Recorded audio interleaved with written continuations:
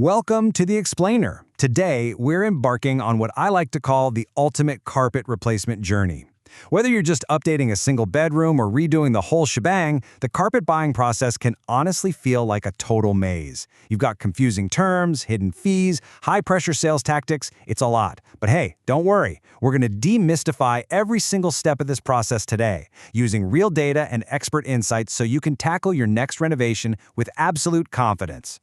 So, here's our roadmap for today. We'll be covering the true cost of carpet, why materials and padding matter, installation pitfalls and pros, behind the curtain of quotes, and finally, some awesome strategies to save money. It's a question literally every homeowner asks themselves when they're staring at that worn-out, stained flooring. Is replacing your carpet going to be a DIY dream where you save thousands, or is it a renovation nightmare just waiting to happen? The stakes are actually a lot higher than most people realize when they first get the itch to pull up that old floor. To put that into perspective, a high-end carpet installation can easily reach $6,475. Seriously. According to 2026 data sourced from Thumbtack, when you're dealing with premium materials, tricky room shapes, and top-tier pros, that bill escalates incredibly fast. Getting this right absolutely matters, because a mistake here? Yeah, that's a very expensive one to fix. But, okay, let's bring it back down to earth for a second. For a standard carpet replacement, that same Thumbtack data shows the national average cost typically ranges between $727 and $2,711. A smaller, simpler room might even cost as little as $287. So what exactly is driving that final price tag up or down? Well, that brings us to Section 1, the true cost of carpet.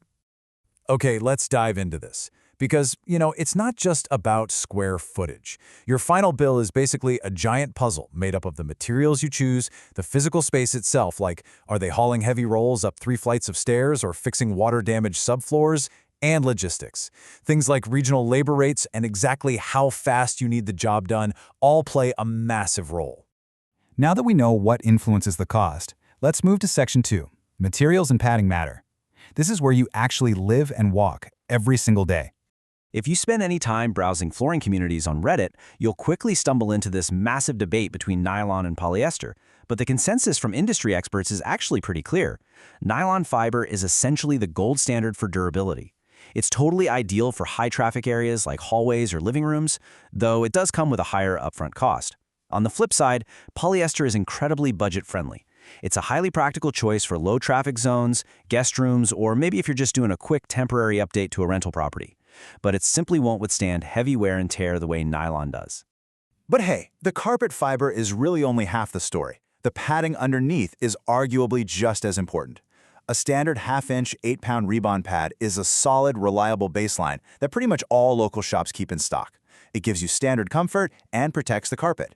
But if you look at upgrading to a premium memory foam pad, something like the Step Reserve, you get this highly luxurious feel right underfoot.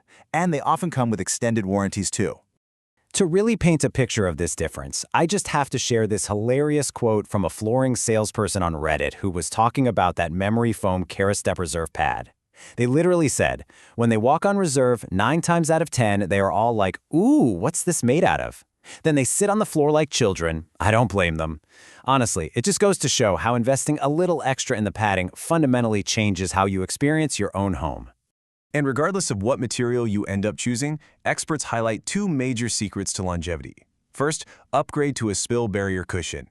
Think about it. If a spill bypasses the carpet and soaks into a standard cushion, that stain is just going to keep wicking back up to the surface no matter how much you scrub it. Second, regular vacuuming. Dirt acts like tiny abrasive blades just cutting away at the carpet fibers. Vacuuming frequently removes all that soil and prevents your carpet from looking prematurely worn out. Right, let's move forward to the big day in Section 3, installation pitfalls and pros.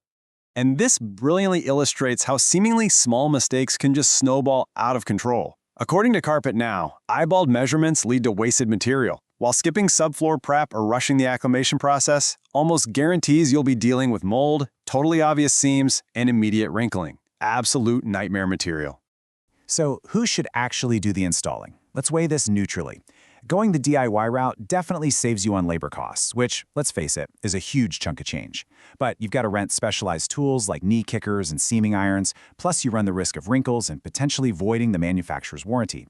Professional installation, on the other hand, costs more upfront, but it's vastly faster, effortlessly handles complex layouts like stairs, and typically includes a workmanship warranty to protect your investment. Basically, DIY makes a lot of sense for a simple, square bedroom. But for a whole house, a pro is highly recommended.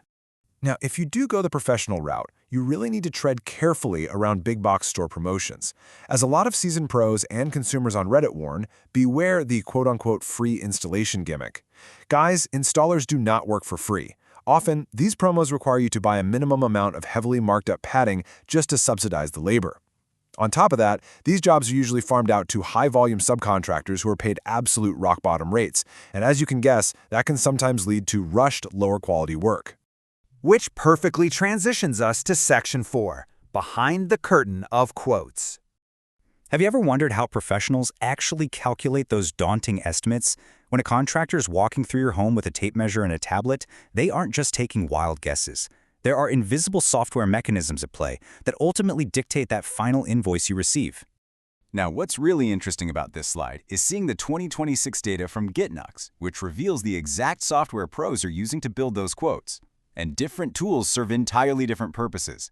A tool like HomeWise is considered the best overall for cost estimation because it uses highly specific regional unit cost databases for materials and labor. Fixer is the runner-up, really known for turning room measurements directly into detailed, customer-ready proposals.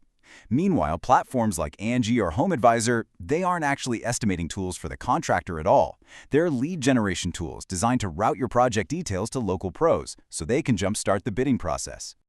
Ultimately, this estimator software turns raw room measurements into highly accurate material quantities and line item labor breakdowns. It essentially standardizes the pricing. This software ensures that every single roll of carpet, every yard of memory foam padding, and every hour of subfloor prep is accounted for systematically. It completely takes the guesswork out of the quote, which is great because it protects both the contractor's margins and protects you, the homeowner, from arbitrary pricing. So, knowing all of this, how can you actually use it to your advantage? Let's move to our final section, strategies to save money. Thumbtack recommends 4 concrete steps to help lower that final bill. First, use your new knowledge to get multiple, equally scoped quotes. Second, do some of the heavy lifting yourself by pulling up and removing that old carpet and moving your own furniture. Third, try to book the job during the slower winter off-season. And fourth, bundle your rooms. Knocking out 3 rooms at once is far cheaper overall than doing them one by one over 3 years. So, the crucial point is this. Replacing your carpet absolutely doesn't have to be a nightmare filled with hidden costs and confusing choices. You now know the true costs, the materials, and the software driving it all behind the scenes.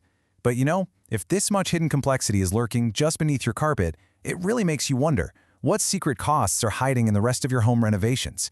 Thanks so much for joining me for this explainer, and we will see you next time.